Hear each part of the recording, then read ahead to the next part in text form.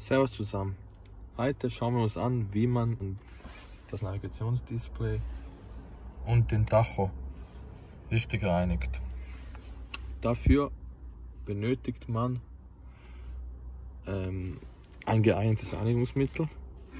Das habe ich jetzt für mich selber gemischt. Ich habe den Koch Chemie Polestar verwendet, falls es euch interessiert. Ihr könnt aber auch einen spezifischen Displayreiniger kaufen und ein kurzfloriges Mikrofasertuch.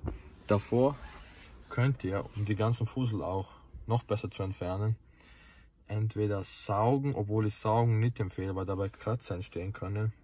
Eher, wenn ihr irgendwie eine Möglichkeit habt, den Staub wegzublasen, wäre deutlich optimaler. Weil wir aber von der Durchschnittsperson ausgehen, werden die meisten von euch keinen Kompressor oder ähnliches haben. Und saugen würde ich eher nicht empfehlen. Da ist es besser, einfach mit dem Mikrofasertuch und einem geeigneten Reiniger drüber zu wischen. Jetzt zeige ich es euch, wie es funktioniert. Sprüht den Reiniger immer ins Tuch, wenn ihr im Innenraum reinigt. Ihr möchtet so wenig wie möglich den Reiniger einatmen. Deswegen einmal schön einsprühen, relativ nah. Nicht zu viel, nicht zu wenig. Dann geht man einfach normal drüber.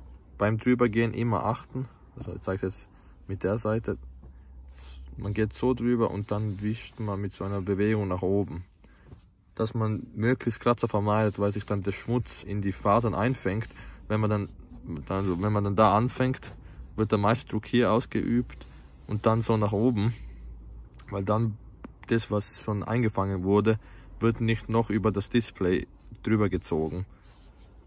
Deswegen immer so, wenn man so macht, dann wird man es wahrscheinlich auch Kratzer einfügen. Man wird immer Kratzer machen. Ohne Kratzer kann es nicht funktionieren, weil ja immer Dreck oben ist und den Dreck kriegt man nur weg, wenn man drüber wischt. Jetzt zeige ich es einmal in der Anwendung. Ich spüre noch ein bisschen drauf.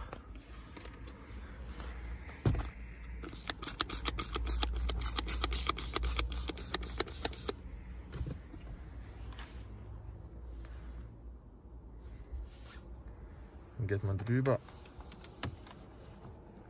in der Bewegung. Normalerweise wird es nicht sehr dreckig sein, das Display. Wie man sieht, wird ein Teil schon weg sein. Man geht dann in dieser Bewegung ein paar Mal drüber und dann sollte es sauber sein. Wir sehen uns gleich, wenn es sauber ist.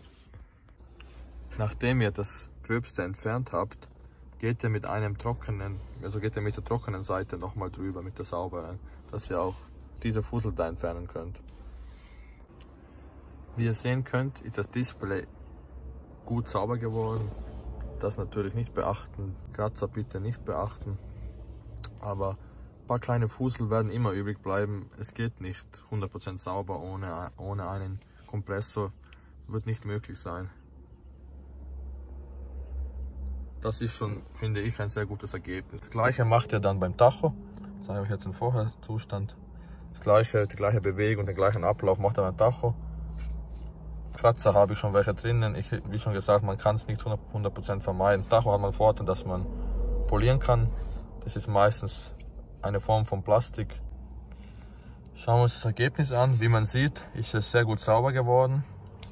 Das sind, wenn es fokussieren wird, lass mal den Finger weg. Da seht ihr die Kratzer, die leider schon drinnen sind. Den kann man wegpolieren. Ich meine, es wird wahrscheinlich kein einziges Display geben, was keine Kratzer hat. Wenn man es regelmäßig reinigt, werden immer Kratzer entstehen.